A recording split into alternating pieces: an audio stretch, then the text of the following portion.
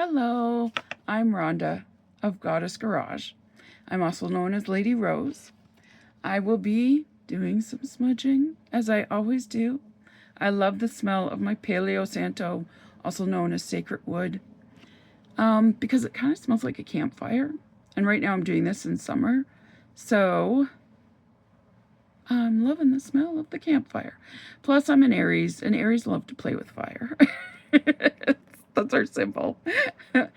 Part of our energy is the fire, right? So we love fire, we love candles, we love setting things on fire. Even in my dreams, I've set things on fire a lot. It's kind of weird. It's sort of a thing. And my Mohawk indigenous name means not brilliant fire, but brilliant light. And I'm like, yeah, because I'm probably a walking flame in some way. So I wanted to get on here because the last video I did, I talked about our destructive cellular memories. And I kind of left it, I felt, as a cliffhanger. It's like, here's what's wrong. Bye. And so it's like, okay, so now what do I do? It's like, I don't know what to do next. So here I am talking about another key of happiness. And like I said, you can take the keys as needed. You don't have to use them in the order that I'm presenting them. You can use some and not others, whatever way you want to do it. And as I said in other videos as well, happiness is a state of mind that you're not always going to be in. But some of these keys will help you shift into happiness more easily, quicker, and for longer stretches of time. Okay? So this is the good thing, right? But everything changes. Like, our emotions are never, just one lane and that's all we're doing, right? So I was talking about destructive cellular memories, and part of the way to start healing them is to connect with your subconscious mind, because it's your subconscious mind that takes any of these destructive memories and the fear, the anger, the anxiety, the bitterness, the betrayal, the heartbreak that surrounds some of these things, that often aren't always processed in a good way, and I don't mean that as in you did it wrong, but in that maybe you weren't capable of processing. Because if you've received some of this trauma, for instance, when you were 3, you're not going to be able to process that trauma. And so what your little brain, even your 3-year-old brain, takes it and stuffs it down inside. We've all heard of stuffing your emotions down and sweeping it under the rug and that sort of thing. And what that does is your brain actually does do that quite literally. Is it stuffs it down, and what it does is go, I don't like this memory. I'm going to tuck it into this cell right here, and it's going to be buried there. And then, you accumulate a lot of destructive cells over your lifetime, where your brain, your subconscious part of your brain, which is actually the bigger part of your brain, keeps, it's like little letter boxes, keeps stuffing more shit in. And it's all junk mail. And you're like, why do I have all this stuff? So our subconscious is extremely fast and very clever. And it takes in the lion's share of information. So remember when we talked about in one of the earlier videos, the billions of bytes of information coming at us every second, okay? And the slower, albeit cute, conscious mind, when we're awake, conscious mind, of ours only takes in about 10,000 bytes per second. So that sounds really fast, but it's not. We're actually at our slowest pace when we're awake and doing things like I'm eating breakfast, I'm cleaning up, I'm talking with a friend, I'm reading a book, whatever those things are, we're at our slowest. Our subconscious mind is way faster and way smarter. That's why it's so important to, align those two things. and because like I said, our conscious mind takes in about 10,000 bytes per second, and while the subconscious mind picks up the rest, the billions of seconds or billions of bytes of information per second, because our subconscious mind doesn't filter. It sees everything. it remembers everything. No wonder it's stuffing shit into our cells, right? So it takes up the lion's share of the memory. So even if it's like, this is a traumatic thing, it's frozen me, right? Fight, flight, or freeze, or I think there's fawn now too, or whatever. We keep adding. So sorry, I froze there. When we, do that, where we can't handle, like I can't handle thinking this because it's debilitating to me right in this moment, our brain, our subconscious brain goes, she's got to function. And our conscious mind does that too, because it's like, she's got to go and have a glass of water, hydrate already. So our subconscious mind goes, okay, I'll take this away. I'll stuff it in here. Now she can go have a glass of water. So, it's our subconscious part of our mind that sorts and files and deals with all that information coming at us. And it communicates with us through our dreams. I've talked about this a few times now. Now, here's the trick to dreams. Our subconscious often speaks much like the angels, okay?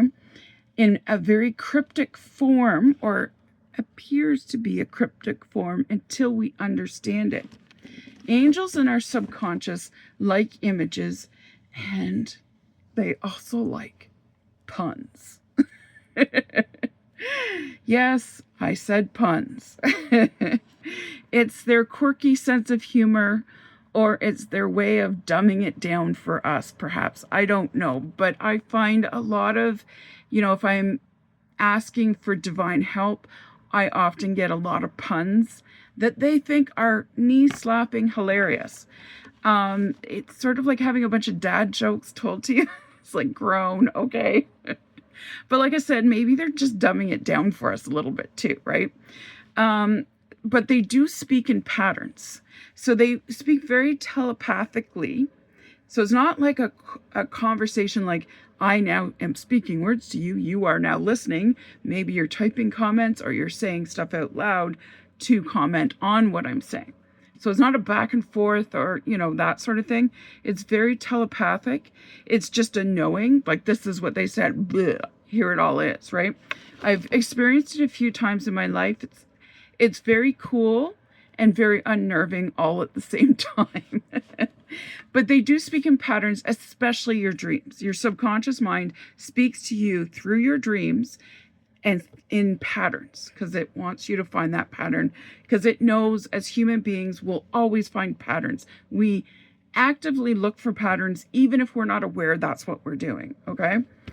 I'm going to introduce a general tool that is one of the key keys of the Looking Glass etching book, okay? So it's like a journal, but not. Dreams are very much like being in Wonderland or going through the Looking Glass. That's the reason I came up with this Looking Glass etching book. So hear me out. And keeping a record of our dreams is an important part of unlocking the subconscious. Now, I think I've said to you in a couple other videos that it's 10 dreams sort of quasi in a row. So like if, a lot of people go, I don't remember my dreams. So it might take a few nights before it kicks in. So what you want to do is you want to take a journal, any journal, and have a pen or paper, pencil ready. Have it by your nightstand or on your nightstand near your bed somewhere, okay? And it's often great when you're first starting a dream journal of writing down every night before you go to sleep, I want to remember my dreams. Because then that kind of kicks in so that your brain starts to go, oh, she wants to remember her dreams. Because our conscious mind, when we wake up, will actively bury dreams. Because our conscious mind sees dreams as a spiritual experience and makes the judgment, because the conscious mind filters out a lot of what we see and do and hear and experience. But our conscious mind will, when we first wake up, will filter dreams out and actively try to bury them because it's thinking she's got to go pee, she's got to have some water, maybe do a few stretches, because, she's awake now and she didn't die through the night. Yay. And it's like, and get her some coffee for God's sakes. But, so it's saying all these things for our survival, right? It's not just doing it randomly, it's doing it for a reason. But, so it's in survival mode because we've just gone, hopefully, if we have a good night's sleep, we've gone 8 hours without doing any of those things. So now it's time to do it, and don't dilly-dally on whatever you stupid thing you dreamt about, right? So like I said, it's good to take a pen and a journal and have it by your nightstand, not only so you can write just before you go to sleep, I want to remember my dreams, but also when you wake up, jot down anything you remember. At first, it might just be weird, like, for whatever reason, there were yellow highlighters floating everywhere for me to pick up and grab and highlight things. Or, I was back in my grandma's kitchen and I think I was about 3 or whatever, like whatever the dream might be. Or maybe it's just there was a giant purple orangutan sitting in the corner. That's all I remember. And that's okay. And sometimes even just remembering keywords will bring back stuff as well. Now, that being said, it's a dream journal, but not exactly. You see, our dreams are reflections of the subconscious, and the subconscious doesn't feed the billions of information to us all at once. It speaks in images for a reason.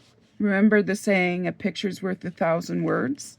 So there's a reason it gives it to us in almost like a hieroglyphic picture kind of formation, as opposed to, just saying, hey, Rhonda, you saw a green tree yesterday and it was filled with 3 birds. And then you went to Loblaws. And on the way there, you saw 2 people crossing at the light and you were angry because they weren't crossing at the green light. So like if it sat around doing that, we'd need to sleep for a lot longer than 8 hours a day for us to give it the billions of information that it wants to give us. So a picture's worth 1,000 words, but it also speaks to us on another level. These are 2 things that as humans, we will always notice. Faces. We notice faces a lot. It could be an animal face, it could be a human face, it could be an alien face, but faces. We always notice faces, and really this is kind of a repetition of that, and patterns. Now, you could argue the point that a face is a pattern. Yes, absolutely. But I mention faces separately because, yes, we always do notice patterns, but we'll notice facial patterns before we notice any other patterns. That's just genetically geared into us, okay? And like I said, one could argue that a face is a pattern, but we'll leave that for another day. So our subconscious uses images and patterns to speak to us. Now, how many of you remember your dreams? A lot of people go, I never remember my dreams. But by consciously making an effort to write our dreams down, we will start to remember them more easily because our brain has been told we want to remember these. So it will do its best. And like I said at the beginning, it's, maybe you'll remember one thing, maybe you remember an image, maybe you remember something that was said in the dream, but you don't quite know what was going on, that sort of thing. Remembering your dreams is very much a muscle memory, quite literally exercising your brain. So it takes discipline and it takes repetition, because it's sort of like if you went to the gym and lifted 50 pounds and then said, it's all I need to do for the rest of my life. One and done, 50 pounds. Yay. Got it. Trim and fit for the rest of my life. That would be amazing. Gyms would go out of business though. So much like our brain, our conscious, our subconscious, it needs to practice and repeat the action that we want it to do. In this case, remembering our dreams. So a lot of people will say, oh, I never remember my dreams. Well, it's sort of like Henry Ford said, if you think you can, you're right. And if you think you cannot, you're also correct.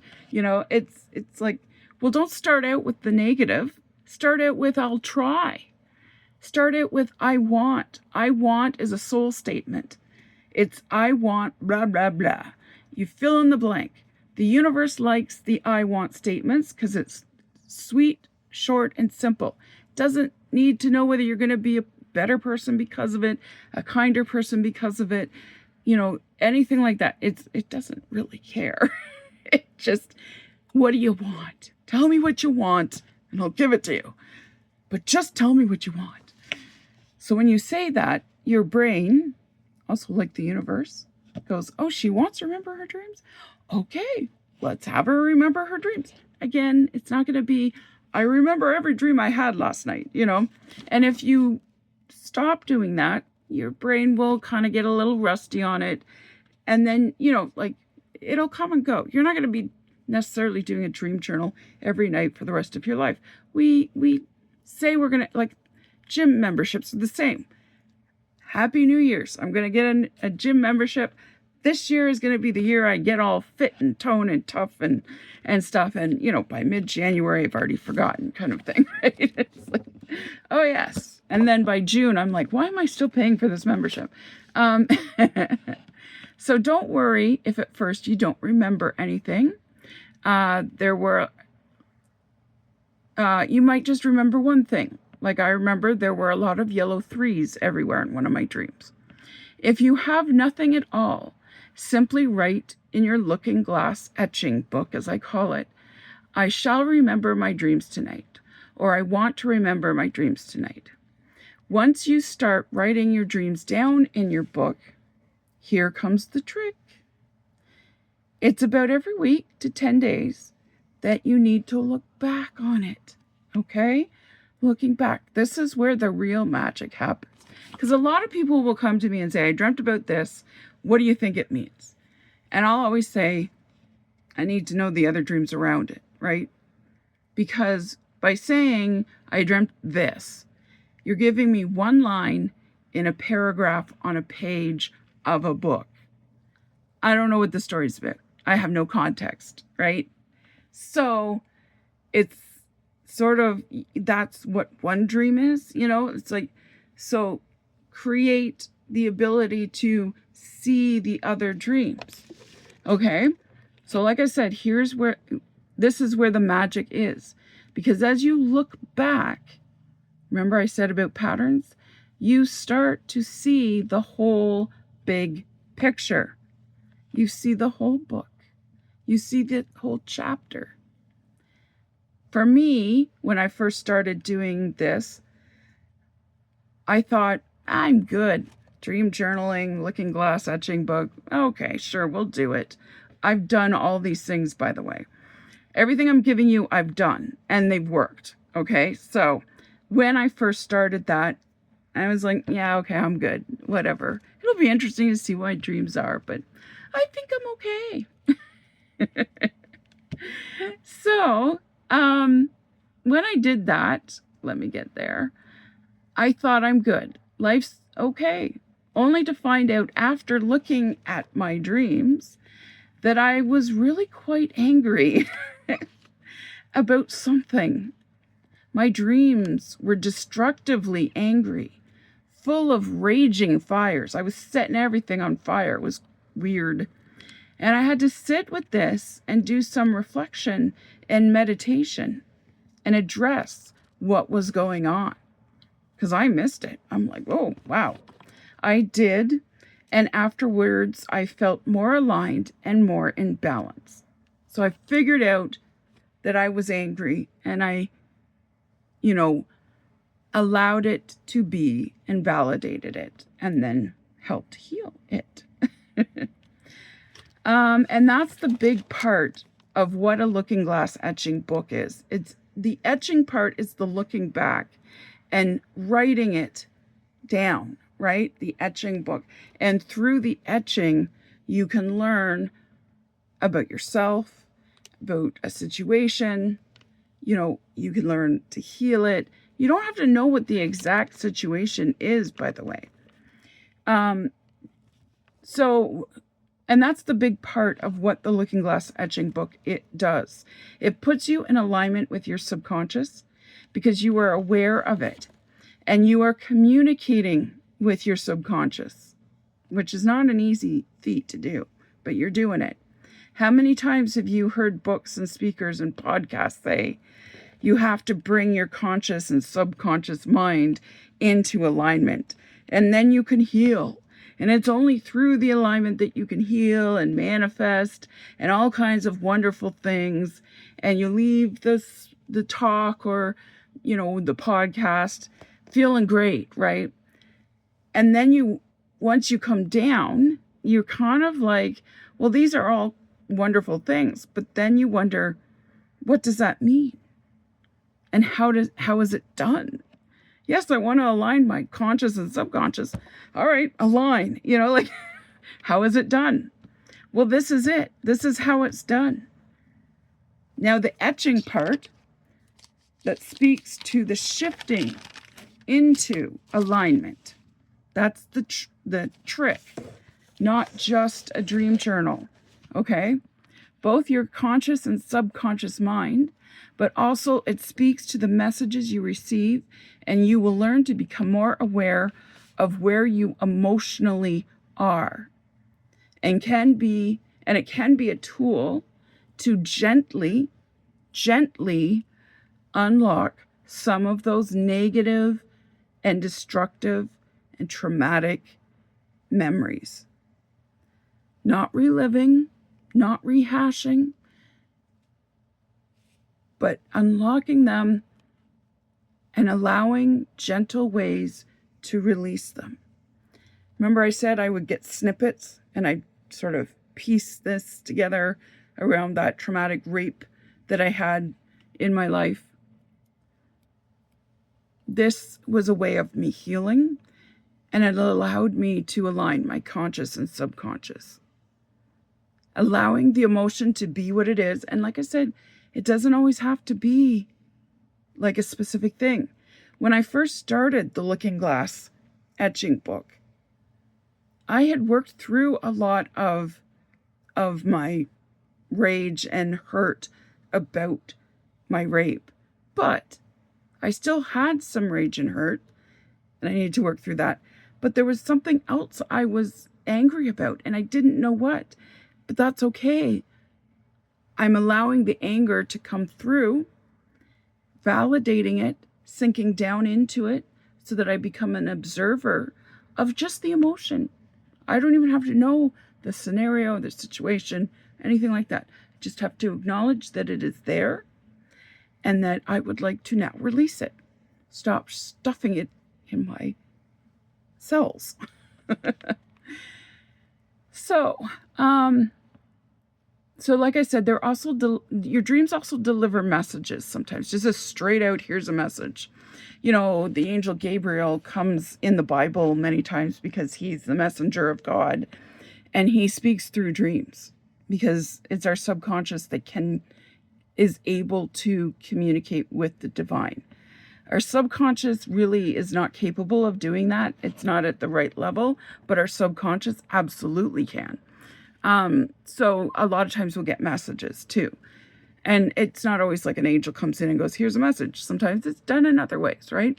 But it delivers messages of what the best decisions for your higher self are and what your true soul-satisfying dreams and wishes really are. So like your purpose in life and what the purpose of your life is meant to be. It can remind you of your great potential and loads of other information that you can take and etch onto your conscious mind. So even writing in the dream journal or the Looking Glass etching book, I want to remember my dreams, is etching onto your conscious mind, who will actively bury dreams until you tell it not to. I want to remember my dreams. Okay, that simple, easy wording, right? It can remind you of potential, okay, yep, and etch onto your conscious mind or your heart so you really truly remember it and be in touch with your authentic life and living an amazing, genuine life that is truly yours. with the Looking Glass Etching book, you can begin to rewrite your cell's memories and to release the destructive energy that has been stuffed in there. And you can do it in gentle ways to release it. By doing this, you're not, kicking the hornet's nest and wondering why the swarm is stinging you to death. Because sometimes that's what talk therapy can bring out. Not always unearthed memories. It can do that too if you go deep. And I mean deep in a negative way. But it can also, rehash, which is also a reliving of, and that's not healing at all. So that's the trick. I know it's a mouthful to say Looking Glass Etching book, but keep that in mind, that it's not just a dream journal. It's a dream journal that allows you to rewrite your cell's memories, allows you to gently and in a very healthy way release destructive energy, destructive memories, trauma-filled memories, that sort of thing. It allows you to rewrite your story, and it allows you to work through and process whatever these emotions are. 'Cause sometimes, like if you've ever had a recurring dream and you're not sure why, perhaps you haven't acknowledged it and validated it enough so that, okay, your subconscious goes, finally, she gets it. And you've written it down. Have you noticed a pattern of how many times do I have this dream, that sort of thing, and what's going on, what's repeating?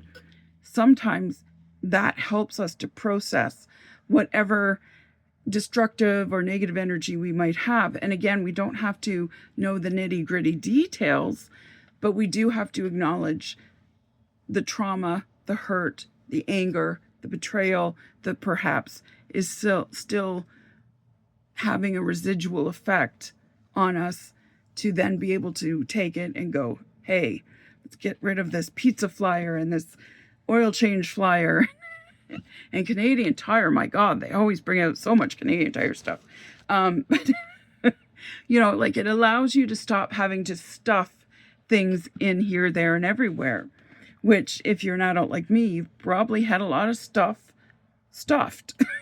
And it's time to unstuff and be free again and breathe again and be able to process other emotions on a healthier level, on a better level, and become a little bit happier, a little bit better. Now, if you're enjoying this series, I'm so glad you were here with me, but I would love it if you could become a subscriber. And tell your friends about me. If you want to reach out, I'll put the contact information in the description. And if you want to reach out for a bloom session, to blossom, or if you want to reach out for a tarot session or any of my other services that I offer, I'll also put my website up there so that you can find me. Okay. Again, thank you so much. Hope this helps. And I'll be back again with another key.